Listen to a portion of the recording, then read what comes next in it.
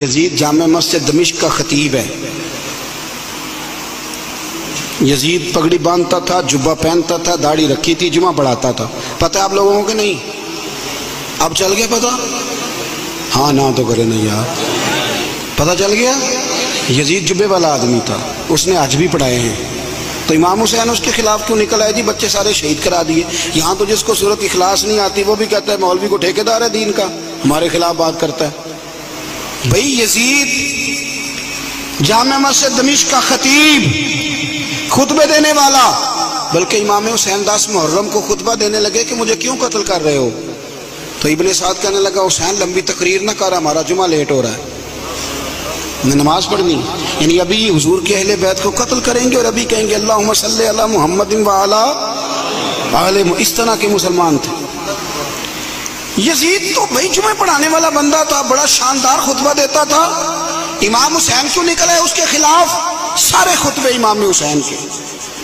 امام علی مقام ہر جگہ پہ یہ کہتے ہیں کہ چونکہ یزید نمازیں چھوڑ کے پڑھتا ہے، چونکہ میں نے اپنی آنکھوں سے اسے مدینے میں شراب پیتے دیکھا ہے، چونکہ رنڈیوں کا ناچ دیکھتا ہے، مجرا، گندی مووی، مجرے دیکھتا ہے، مجرے، عورتوں کا ناچ دیکھتا ہے، اللہ کے حلال کو حرام اور حرام کو حلال کہتا ہے، لہذا مسلمانوں کا حکمران بننے کے قابل ہے۔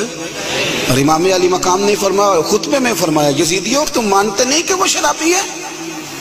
تمہارے دل گواہی نہیں دیتے کہ رنڈیوں کا ناچ دیکھتا ہے؟ اور یار میرا تیرا یارانہ ہی سارا شرابیوں سے ہو، رات کو گندی مووی سے موبائل بھرے ہوئے ہوں، ملت کے جوان عورتوں کے کالج کے سامنے کھڑے ہوں، بیٹیاں سکول چھوڑ دیں کہ بچے تنگ کرتے ہیں، اور 15 بچیوں کے نمبر موبائلوں میں بھرے ہوں، اور دعویٰ تو کرے امام حسین کی محبت کا، امام علی مقام کے پیار کا۔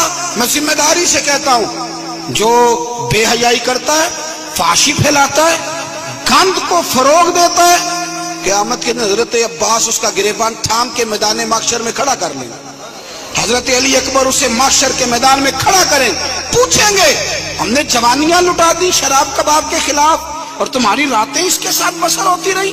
دوستی قاتل سے بھی، مقتول سے یارانہ بھی، دیگے امام حسین کی پکانا اور پرموٹ یزید کی سوچوں کو کرنا، نظریں بھی گندی، باتیں بھی گندی، گفتگو بھی میلی، اور صبح و شام باتیں بے حیائی کی، اور تذکرے امام حسین کے ہم سے نہ رقم ہوں گے قصیدے یزید کے، ہم لوگ تو حسین کے سیرت نگار ہیں۔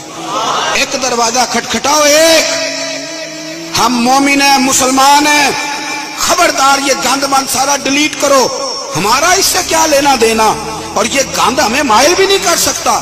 ہماری آنکھیں تو بڑی کھری ہیں، یا قرآن دیکھیں گی یا مصطفیٰ کا گنبد خضرا دیکھیں گی۔ اس گند من نوجوانوں، پاک جوانی اس کی ہوتی ہے جس کی جتنی زیادہ اللہ نے اسے قوت دی ہو اتنی پاکیزگی بھی دی ہو، جو ہر جگہ میل کو چائل کرتا پھرے، ہر جگہ۔ وہ بھی کبھی محمد بن قاسم آئے یہاں لڑنے کے لیے، تو ایک دن صبح ایک بزرگ سے ملاقات ہوئی تو بڑا پریشان محمد بن قاسم، تو بزرگ کہنے لگے بیٹے کیوں اتنی ٹینشن ہے؟ کیا؟ کہنے لگے جناب نہ تو ہمیں ہندوستان کی زبان آتی، نہ رستوں کا پتہ ہے، راجے دار سے مقابلہ کیسے لڑیں گے؟ انہوں نے کہا تو ہمت کر، میں دعا کروں گا اللہ مدد کرے گا۔ چند دنوں کے بعد محمد بن قاسم پھر اس بزرگ سے ملے تو بڑے حشاش بشاش، بزرگ کہنے لگے کیا بات ہے، بڑے خوش ہو؟ کہنے لگے بزرگوں پتہ کرا لیا، 2 گھنٹے سے زیادہ میرے مقابلے میں کھڑا نہیں رہ سکتا۔ جوانوں جات کے سننا، 2 گھنٹے سے زیادہ کھڑا نہیں رہے گا۔ کہا کیوں؟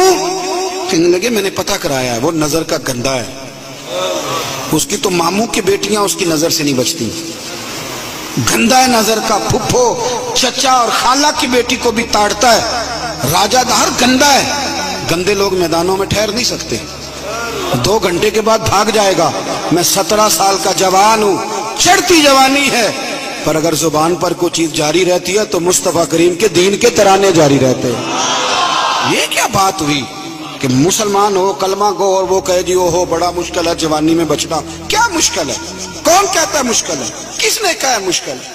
جوانی تو نام ہی پچ جانے کا نام، حوصلے ہی سارے جوانی میں ہوتے۔ اور تیری جوانی پر اقبال نے اپنے بیٹے کو دعا دی تھی، اس نے کہا تھا حیا باقی نہیں ہے زمانے کی آنکھ میں، خدا کرے کہ رہے تیری جوانی بے داغ، خدا کرے کہ اور بھائی کیسے تو کہتا ہے کہ میں ایک منٹ تو عاشق رسول ہے، تو عاشق امام حسین ہے، تیرے اوپر کسی غیر کا رنگ چڑھ جائے، وہ کچا رنگ للاری والا جڑا چڑھ دا لیندا رہندا، اے عشق تیرے دا رنگ محمد چڑھ جائے پھر نہیں لیندا۔ اس لیے حسین والے بنے، حسین والے ہر یزیدی کے خلاف لڑنا سیکھیں، بات کرنا سیکھیں۔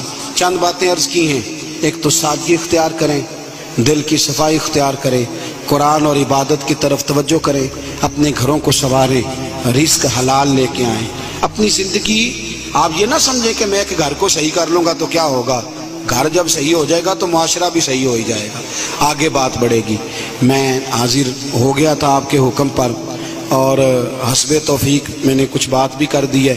جب آپ لوگ دوڑتے ہیں نا ملنے کے لیے اور کئی دفعہ گرتے بھی ہیں تو بڑی شرم سی محسوس ہوتی ہے کہ ہمارے لیے لوگ بیچارے اتنی تکلیف کر رہے ہیں، تھوڑی مہربانی فرمائیے گا۔ کچھ الرجی کا مریض بھی ہوں، زیادہ گرمی برداشت بھی نہیں کر پاتا، آپ تھوڑی مہربانی فرمائیں گے، مجھے اجازت مل جائے گی؟ نہیں جی مندے نہیں پہ تسی، ہاں تو کر دو، مہربانی کرو۔ بزرگ آدمی سفید داڑھی والا میری طرح کے گناہگار آدمی کے اگر دوڑ کے ملنے آتا ہے وہ گر جاتا ہے، اور پیچھے ہٹو پیچھے ہٹو، وہ لوگ بھی دیکھنے والے کہتے ہیں کس طرح کے لوگ ہیں، سیانا بیانا بندہ ملنے آیا اور اس نے ہاتھ ہی نہیں ملایا۔